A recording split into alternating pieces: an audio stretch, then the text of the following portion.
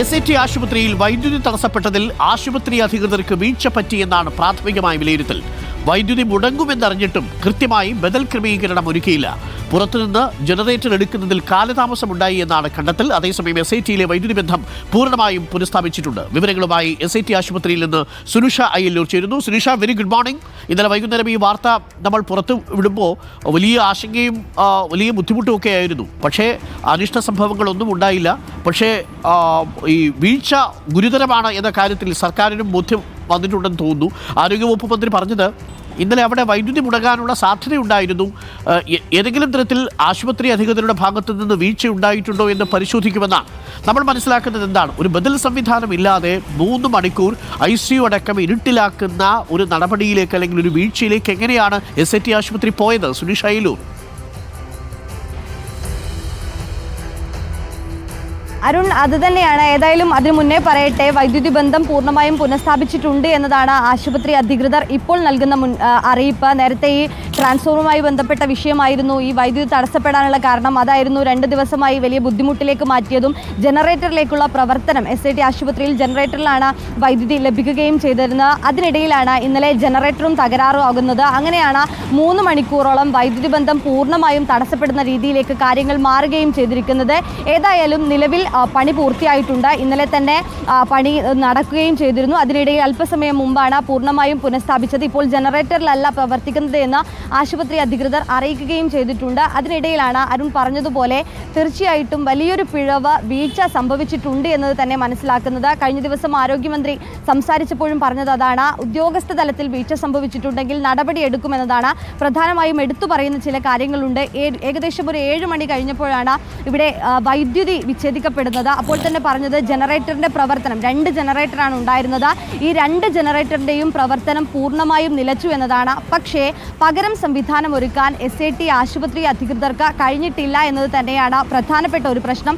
അതിനിടയിൽ തന്നെ ഈ ട്രാൻസ്ഫോമറുമായി ബന്ധപ്പെട്ട വിഷയം കഴിഞ്ഞ ദിവസം തന്നെ ഈ പൊതുമരാമത്തിന്റെ ട്രാൻസ്ഫോമറാണ് ഈ പണി നടക്കുന്നുണ്ട് എന്നത് അറിയിച്ചിരുന്നു. അതുകൊണ്ട് തന്നെ ബദൽ മാർഗം സ്വീകരിക്കേണ്ടത് അനിവാര്യവുമായിരുന്നു. ഈ 2 ഈ ജനറേറ്റർ ഉണ്ട് എന്നൊരു വിശ്വാസത്തിലാണ് SAT ആശുപത്രിയിൽ ഈ പ്രവർത്തനം നടക്കുകയും ചെയ്തത്. പക്ഷേ ഇത് പണിമുടക്കിയാൽ പോലും കൃത്യമായി മറ്റൊരു സംവിധാനം ഉണ്ടാക്കാൻ കഴിഞ്ഞിട്ടില്ല എന്നതാണ്. അതുകൊണ്ട് തന്നെ അത് വീഴ്ചയായി എടുത്തു പറയുന്നു എന്നതാണ്.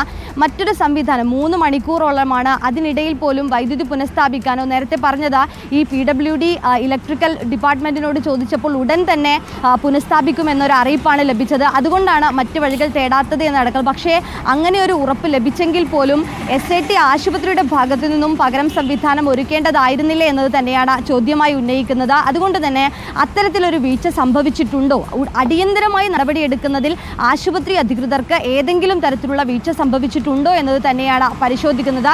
നേരത്തെ തന്നെ സമഗ്ര സമിതി ഇതുമായി ബന്ധപ്പെട്ട അന്വേഷണം നടത്തുമെന്നത് ആരോഗ്യവകുപ്പ് അറിയിക്കുകയും ചെയ്തിരുന്നു. ഈ പശ്ചാത്തലത്തിൽ അതുകൂടി അന്വേഷിച്ചതിന് ശേഷമായിരിക്കും എവിടെയാണ് വീഴ്ച സംഭവിച്ചത് എന്ന കാര്യത്തിൽ ഏതായാലും ഒരു വ്യക്തത വരിക. അതിനുശേഷമായിരിക്കും നടപടികളിലേക്കും കടക്കുക എന്നതാണ് മനസ്സിലാക്കുന്നത്. ഈ പറഞ്ഞതുപോലെ ജനറേറ്റർ സംവിധാനം ഉണ്ടെങ്കിൽ പോലും കൃത്യമായി 3 മണിക്കൂറോളം ഈ വാർഡിലുള്ളവരുണ്ട്, ലേബർ റൂമിലേക്ക് കയറ്റിയവരുണ്ട്. ഇവരൊക്കെ തന്നെയും വലിയ ബുദ്ധിമുട്ടാണ്. ഈ പ്രസവിച്ച് ഉടനെ തന്നെ മണിക്കൂറുകൾ മാത്രം പ്രായമായ കുഞ്ഞിന് മുലയൂട്ടാനുള്ള ബുദ്ധിമുട്ടടക്കം കഴിഞ്ഞ ദിവസം നേരിട്ടു എന്നതാണ്. ടോർച്ച് വെളിച്ചത്തിലൊക്കെയാണ് ഈ 3 മണിക്കൂറോളം കഴിഞ്ഞുകൂടിയത് എന്നതാണ് പറയുന്നത്. പക്ഷേ ഇത്തരം സംവിധാനം ഉണ്ടായിട്ടും ഒരുപക്ഷെ ഇനിയും ഈ 3 മണിക്കൂറോളം നീളുമെങ്കിൽ ഈ നേരത്തെ പ്രതിപക്ഷ നേതാവടക്കം വിമർശനമായി ഉന്നയിച്ചത് അങ്ങനെയെങ്കിൽ അവരെ മറ്റൊരു ആശുപത്രിയിലേക്ക് മാറ്റുന്നതോ അല്ലെങ്കിൽ പകരം സംവിധാനം ഉടൻ വരുത്തുന്നതിലോ ആശുപത്രി അധികൃതർ ഇടപെട്ടില്ല, അല്ലെങ്കിൽ സർക്കാർ തലത്തിലൊരു വീഴ്ച ഉണ്ടായി എന്നത് തന്നെയാണ്.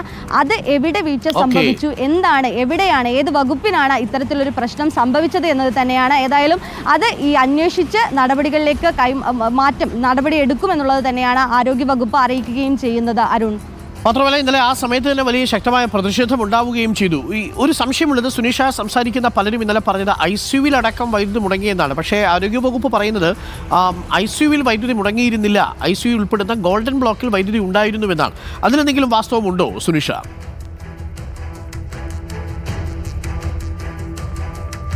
അരുൺ, നമ്മൾ സംസാരിച്ചപ്പോഴും പറഞ്ഞത് അതാണ്. അതായത് ICUവിനകത്ത് വൈദ്യുതി ഉണ്ടായിരുന്നു എന്നത് തന്നെയാണ് ഇപ്പോൾ ആശുപത്രി അധികൃതരോട് സംസാരിച്ചപ്പോഴും പറഞ്ഞത്. അതൊരു ഗോൾഡൻ ബ്ലോക്ക്, മറ്റൊരു ബ്ലോക്കാണ്. പക്ഷേ ആ യൂണിറ്റിൽ നിന്നല്ല അവിടേക്ക് വൈദ്യുതി എത്തുന്നതെന്നും അതുകൊണ്ട് തന്നെ ഈ ICUവിലും, അതായത് പീഡിയാട്രിക് ICUവിലും ഒപ്പം തന്നെ ഈ ന്യൂബോൺ ICUവിലും കൃത്യമായി തന്നെ വൈദ്യുതി ഉണ്ടായിരുന്നു. അതുകൊണ്ട് അത്തരത്തിലുള്ള ബുദ്ധിമുട്ടുകൾ നേരിട്ടിട്ടില്ല എന്നതാണ് പറയുന്നത്. നമ്മൾ ഈ ആശുപത്രിയിലേക്ക് എത്തിയ രോഗികളോട് സംസാരിച്ചപ്പോഴും പറഞ്ഞത് ICUവിലേക്ക് വരിക, അതായത് ICUവിൽ ഉണ്ടായിരുന്ന കുട്ടികൾക്കോ അല്ലെങ്കിൽ മറ്റാർക്കോ ഒരു ബുദ്ധിമുട്ടും ഉണ്ടായിട്ടില്ല എന്നതാണ് നിലവിൽ അറിയാൻ കഴിയുന്ന വിവരം. എന്തായാലും ആശ്വാസകരമാണ്. 3 മണിക്കൂറാണ് SIT ആശുപത്രിയിൽ വൈദ്യുതി തടസ്സപ്പെട്ടത്. അതിൽ പ്രസവം ശസ്ത്രക്രിയകളൊക്കെ കഴിഞ്ഞ് കടന്ന രോഗികളടക്കമുണ്ട്. പക്ഷേ ICU ഉൾപ്പെടുന്ന ഗോൾഡൻ ബ്ലോക്കിൽ വൈദ്യുതി തടസ്സപ്പെട്ടിരുന്നില്ല. പക്ഷേ മറ്റിടങ്ങളിൽ 3 മണിക്കൂർ, പ്രത്യേകിച്ച് പ്രസവമൊക്കെ കഴിഞ്ഞ് റൂമുകളിലേക്കും വാർഡുകളിലേക്കും ഒക്കെ മാറ്റിയിരിക്കുന്നവർ വല്ലാതെ ബുദ്ധിമുട്ടിപ്പോയി. അവരുടെ കൂടെ ഇരുന്ന കൂട്ടിരിപ്പുകാർ ബുദ്ധിമുട്ടിപ്പോയി. ഭക്ഷണം പോലും കൊടുക്കാൻ പറ്റാതെ നമ്മുടെ ക്യാമറയിൽ വന്ന് ചിലർ പറഞ്ഞു ഈ മൊബൈൽ ഫോണിൻ്റെ വെളിച്ചത്തിലാണ് ബിസ്ക്കറ്റും ചായയും ഒക്കെ കൊണ്ട് കൊടുക്കുന്നത് എന്ന് പറഞ്ഞു. അതൊക്കെ നമ്മൾ കണ്ടതാണ്. പക്ഷേ ആശ്വാസകരമായ കാര്യം, ഒരു അനിഷ്ട വാർത്തയും നമുക്ക് അവിടെ നിന്ന് റിപ്പോർട്ട് ചെയ്യേണ്ടി വന്നില്ല എന്നുള്ളതാണ്. 3 മണിക്കൂറാണ് SIT ആശുപത്രിയിൽ ഇന്നലെ വൈദ്യുതി മുടങ്ങിയത്. വീഴ്ച സംഭവിച്ചിട്ടുണ്ട് എന്നുള്ളതാണ് പ്രാഥമികമായ വിലയിരുത്തൽ. ഒരു ബദൽ സംവിധാനം എന്തുകൊണ്ട് ഒരുക്കിയില്ല എന്നുള്ളതാണ് ഒരു പ്രധാനപ്പെട്ട കാര്യം. ഇത്തരം കാര്യങ്ങൾ ഒരു മുന്നറിയിപ്പായി, ഒരു പാഠമായി എടുക്കുക എന്ന് മാത്രമേ നമുക്ക് പറയാനുള്ളൂ.